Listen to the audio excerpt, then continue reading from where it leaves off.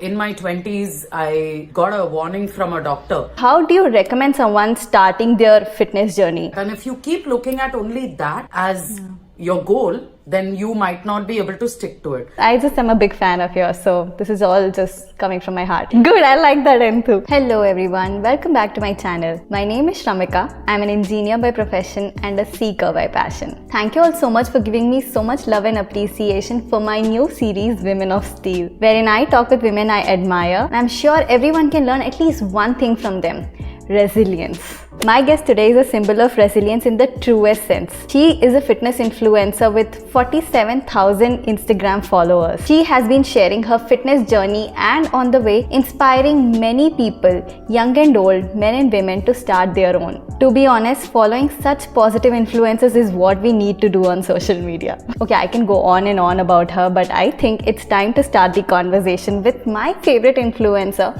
Gayathri Sitaraman, aka Lift Like Gayathri. Hi Gayathri, I'm so excited to talk to you, as you can tell. Hi Shramika, thank you so much for making me a part of this series. Truly, even the name Women of Steel, it just made me feel so good that I was being a part of this. So thank you so much. Oh, I'm so glad. So Gayathri, I think let's start from the start. How did you embark upon this fitness journey? For most people, I think they have been interested in sports or something like that. I was exactly the opposite. I was never interested in actually movement or physical activity, but it kind of caught up to me eventually. In my 20s, I got a warning from a doctor, and he said that either lose the weight and get fit or die, So I was given basically like a year or two to change my life. And before that I tried, like many people who try to lose weight, I tried many times and I failed, but this was the first time that I was able to succeed in some way. And that's because I was given sort of an ultimatum.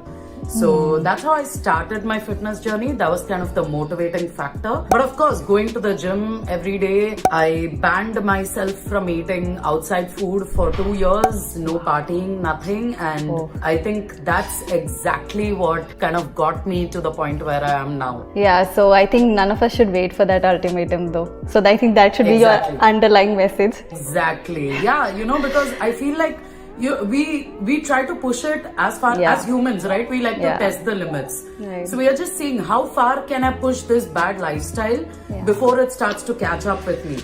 Yeah. And I don't think we should push it to that point, And I was, let's say, unlucky enough to push it to that point, but also lucky enough to understand the gravity of the situation and come back to a healthy lifestyle. That's true. Awesome.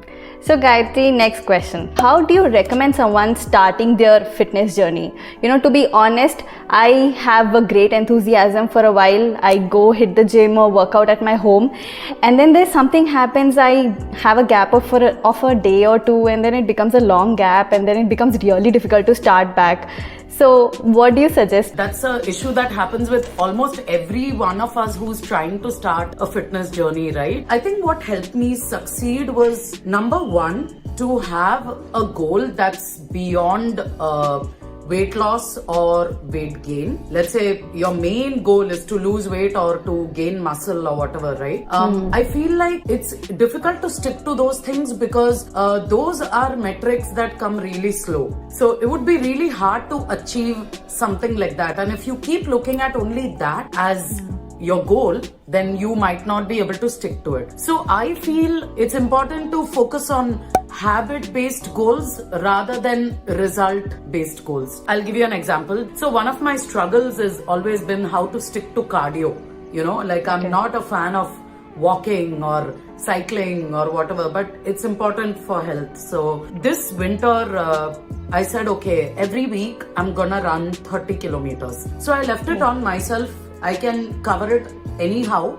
Maybe 3 days I do 10 kilometers each, or every day I do 5 kilometers and I cover 30 kilometers. So I gave myself, let's say, habit focused goals, and I started building healthy habits on top of each other. And I think that's one of the keys to actually succeeding at sticking to a fitness journey. The second thing would be to be accountable to somebody. Either it could be a trainer. However, if you don't have that financial backing or you don't have the time for a trainer, I would say tell your family or friends, at least some of the supportive ones. I know it can be hard to tell family sometimes or even friends, right? Because we all have a certain set of family or friends who probably won't support us, or who might be like, oh yeah, right, you going to the gym, as if that's gonna happen. I know that there are people like that in my circle as well, but I chose the right people and I told them that this is what I'm going to do, so keep me accountable, you know. Having that public visibility, and let's say for me as well, there was also Instagram, right? So having that public commitment, it kind of pushed me to stay consistent with it. And last but not the least, pick an activity that you love. Now, for example, as I said in point number 1, I don't like cardio, right? But I love weightlifting. So I would be happy to go to the gym 4 or 5 times a week and lift weights. But if you told me to do cardio 4 to 5 times a week, I probably would not do it. And if, let's say, from the beginning of my journey, the only thing that I was advised to do was cardio, I would have never stuck to it because it's not what I like. So you need to pick and choose things that you like in this fitness journey and incorporate more of that into your daily routine. Eventually, you know, you'll be able to develop a liking for the other things as well. For example, let's say eating mostly home food. I know that's not everyone's idea of having fun, but over time it became something that I really enjoy. So basically 3 points. Number 1 is try to build habits rather than focusing on results, focus on habits. Number 2 is to obviously find an activity that you like. Number 3 is to just make a public commitment. I think these 3 things really help. Got it. So, are you a fan of the book Atomic Habits? I sense a lot of influence from there. Yeah? Yes, I do. I actually listened to the audiobook, and funny you should mention this because that was the first book that I finished when I was doing my 30 kilometer per week, you know. So, you know, because when I was walking, I was like, okay, I can't keep listening to music. So maybe I should listen to like books. And I listened to Atomic Habits. I love the book. Yeah, me too. I'm an avid endorser of the book. It really helped me as well. Yeah. So just like the book, your answer to this question also was filled with a lot of practical advice and I think practical things that anyone can try to follow. Yeah. So also when you mentioned about cooking home cooked food, so I have a few questions about that, but subtle plug here. So Gayathri also has a channel, a page called Cook Like Gayathri. So everyone should go follow that because she posts some innovative recipes. Thank you so much. Okay, I just am a big fan of yours. So this is all just coming from my heart. Thank you so much. So sweet. Making my day here. Oh, thank you. I'm glad. So now we'll start the favorite part of mine, that is the rapid fire round. So Gayathri, now I know since you're a foodie and I also enjoy food, so most of the questions in this rapid fire are going to be about food. So Yay. I hope you're ready. Good, I like that enthu.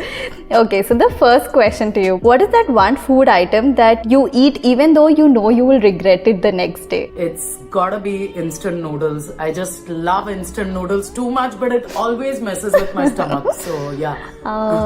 Yeah, but I've seen you making the instant noodles also healthy. So okay, the second question. Now, what's your most favorite and least favorite food item that you eat for the sake of better health? I think most favorite would be greens. Like I love all sorts of saag. But I also know that it's good for health, so I think that's my most favorite. And my least favorite is soya. I hate soya so much. So much. But I only eat it because I know it's good for protein and, you know, it's a deviation from the usual paneer and curd and stuff. So yeah. Okay. But yeah, totally not expected the most favorite part because I think everyone hates eating greens, including me. cleaning them and making them seems to be a bigger pain it than is. eating. Definitely. I appreciate it more when someone else makes it for me. Obviously. Yeah. Okay, so now question number 3. What is the most innovative recipe that you have come up with? I know I love the almond peel chutney. Oh my god, thank you so much. Innovative recipe. I do think it was the curd quinoa rice. Because, when you think curd rice, nobody would ever think that let's put quinoa in this.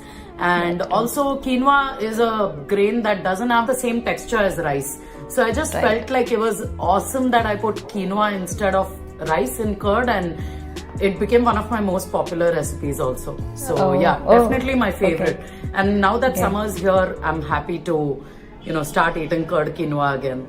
Okay, awesome. I'm going to try it. I've never had quinoa at home. Like I've had it outside in some restaurants. Please do, because I even have tips to cook the quinoa. So yeah. I see. Okay, we'll do that. So last question. What is the one mantra you swear by and you urge others to do so? I know this is gonna sound something normal, and you probably have heard this many times, but this too shall pass. And I'm a huge fan of this, especially during happy times as well. Because I feel like sometimes when you're really happy and everything feels so good, we don't think this too shall pass. It's a very good mantra to keep yourself grounded when during happy times, and also during sad times to realize, to be hopeful, because I feel like this too shall pass is a sign of things to come.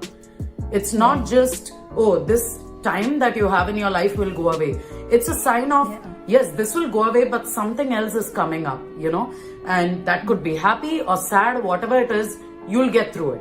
So I think that's my favorite go-to mantra. Wow.